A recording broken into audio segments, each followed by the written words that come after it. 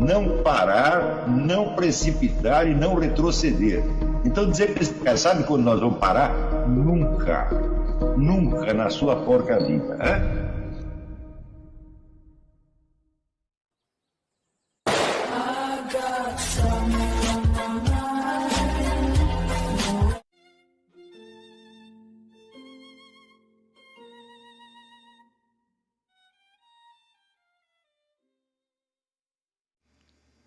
E aí pessoal, tranquilo?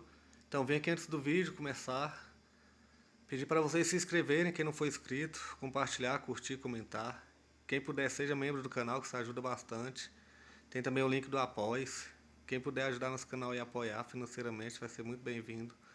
Mas o mais importante é transmitir o conteúdo e os conhecimentos do professor Olavo de Carvalho para mais e mais brasileiros. Então compartilhe e ajude aí nossa causa. Muito obrigado a todos os membros, apoiadores do canal. Fico muito feliz. Tenho certeza que a gente está no caminho certo. Então fiquem com o vídeo e até mais. Valeu! Por qual motivo os nazistas queriam exterminar os judeus? Bom, aconteceu o seguinte. E quando houve a Revolução Soviética, mais de 80% dos líderes do movimento comunista eram de origem judaica. Mas eles se enquadram precisamente na definição que Jesus Cristo deu da sinagoga de Satanás, que diz que são aqueles que dizem que são judeus, mas não são. Quer dizer, em que sentido você poderia dizer que esses indivíduos eram judeus se primeiro eram ateus e segundo promoviam, vamos dizer, a perseguição direta aos judeus religiosos, mantinham sob controle estrito, né, as sinagogas. Isso aí você pode ler, procura na internet, o Rabino Schneerson, S-C-H-N-E-E-R-S-O-N.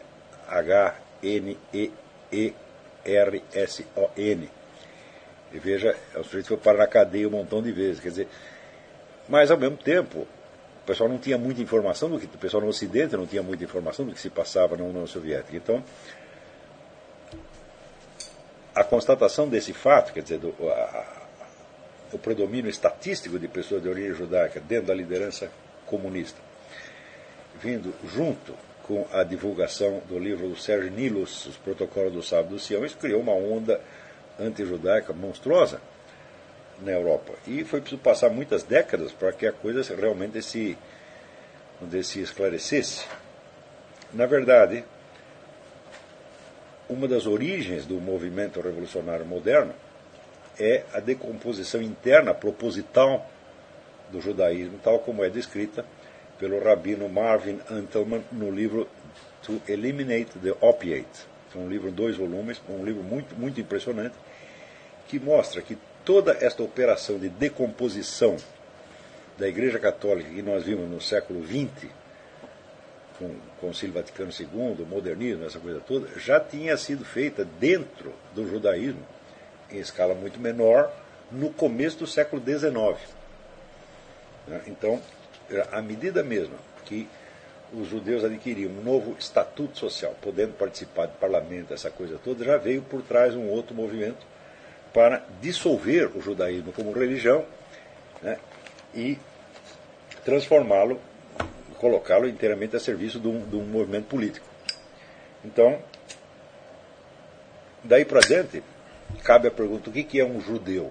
Em que medida Trotsky é um judeu? Tá certo? É porque nasceu lá, tá certo? Mas não tem nenhum compromisso histórico com a religião judaica, com a cultura judaica, nada. Tá certo? Mas, ao mesmo tempo, né, tem um bando de judeu religioso idiota que passa a mão na cabeça desses camaradas, porque afinal de contas é patrício. Então eles jogavam com esta, vamos dizer, com esta solidariedade étnica, ao mesmo tempo em que estavam tentando destruir a própria religião judaica, o que é uma coisa que também se faz na Igreja Católica, a mesma coisa. Quer dizer, o sujeito entra dentro da Igreja Católica para esculhambar com tudo, mas ao mesmo tempo ele desfruta, né, dos benefícios públicos de ser um católico, até ser um cardeal, ser uma coisa assim. O mesmíssimo processo aconteceu, né, dentro do judaísmo. Então, esta elite intelectual revolucionária de origem judaica ela fez o que achou que devia fazer, e quem pagou o pato? Quem pagou o pato foram os outros judeus. Inclusive, veja, dentro da própria União Soviética, quer dizer, a elite mesmo de revolucionários judeus acabou sendo toda destruída, porque o empuxe do movimento revolucionário é tal que uma vez que ele ganhou momentum, né, os seus agentes individuais não interessam mais. Tá certo? Então, você vê aqui, aqueles judeus que fugiram da Alemanha, tá certo, durante o nazismo, o advento do nazismo, eles não têm a menor ideia do que estava se passando na União Soviética. Né? Eles achavam que na União Soviética eles desfrutariam de uma condição melhor, porque havia uma lei que proibiu o antissemitismo na União Soviética, mas lei na União Soviética não significa nada, pô. Né?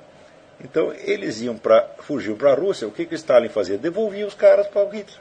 Ou isso hoje está abundantemente documentado, que aconteceu. Então você vê que dentro da própria comunidade judaica, os camaradas não tinham ideia exatamente do que estava acontecendo. Então também não tinham este conceito, vamos dizer, do que é o revolucionário judeu. Né?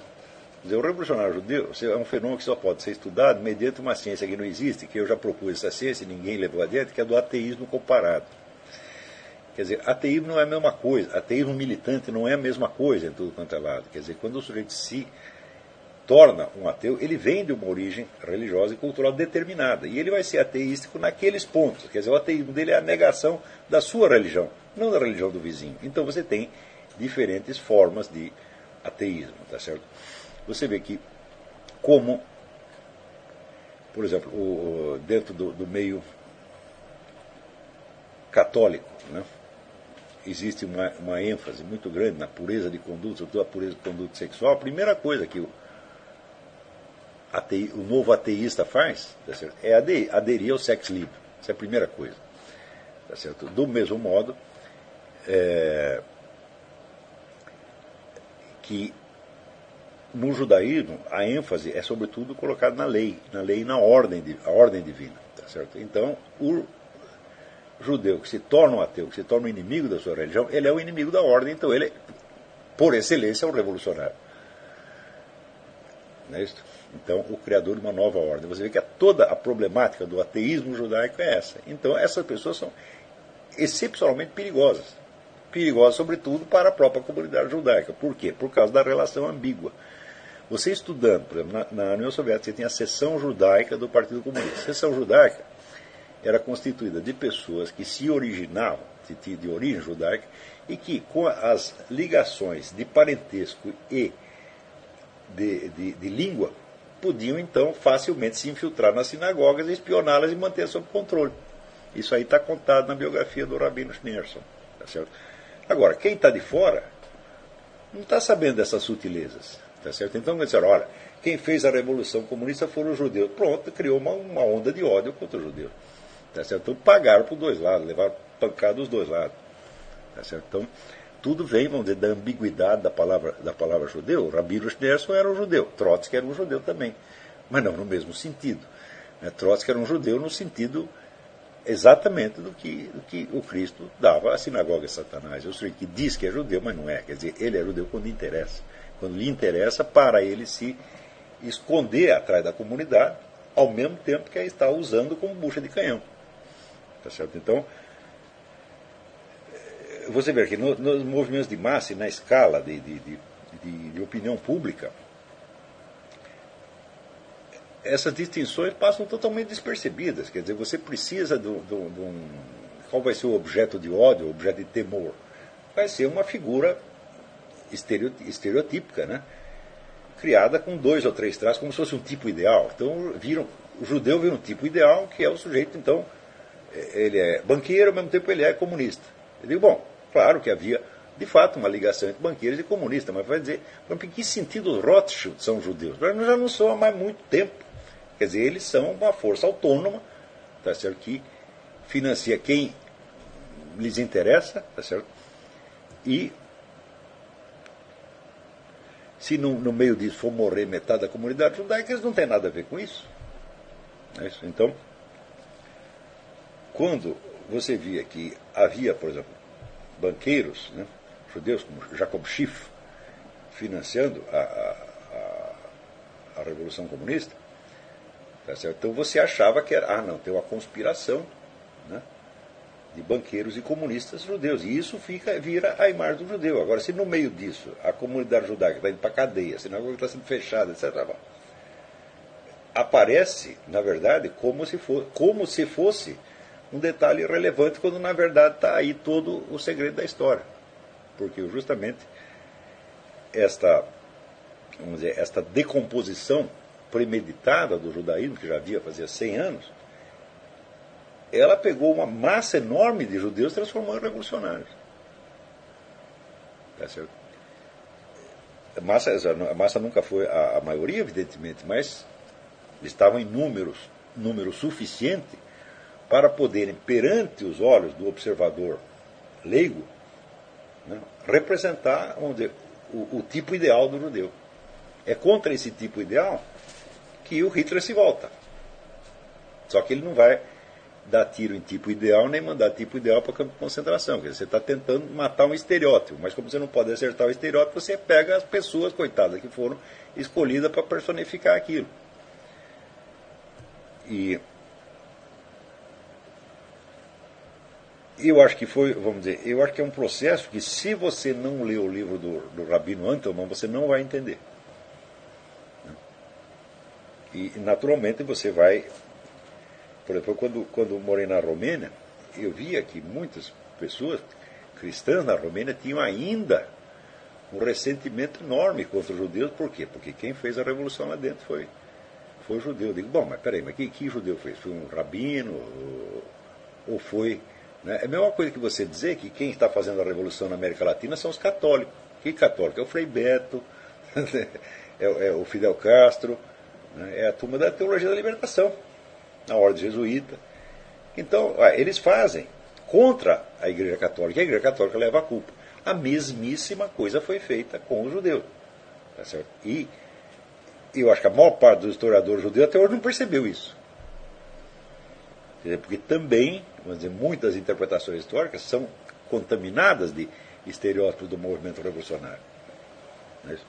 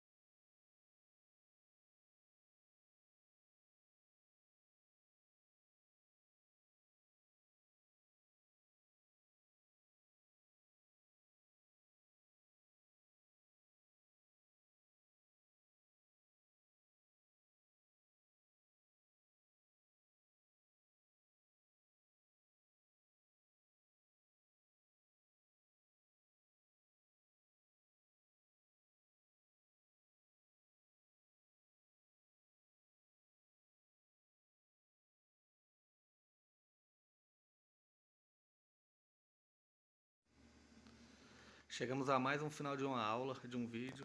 Espero que tenham gostado. Quem não se inscreveu ainda, se inscreva, compartilhe, comente. Ajude o nosso canal, apoie, seja membro. E ajude o nosso canal a chegar a cada dia a mais brasileiros que precisam muito do conhecimento do professor Olavo de Carvalho. Então é isso aí, fique com Deus, até o próximo. Valeu! Então é isso aí, pessoal. Que é o nosso canal, que são alguns livros que eu já li. A maioria foi doação, mas alguns eu adquiri, professor Olavo de Carvalho. Alguns livros se perderam aí que eu emprestei, professor Alexandre Costa, a Bíblia Sagrada. 10 lições sobre Karl Marx. Indico a não ler esse livro, que é muito ruim mesmo. Alguns pensadores aqui que realmente, como o professor Olavo de Carvalho disse, não são pensadores. Valeu, tamo junto aí. Apoie nosso canal, seja membro.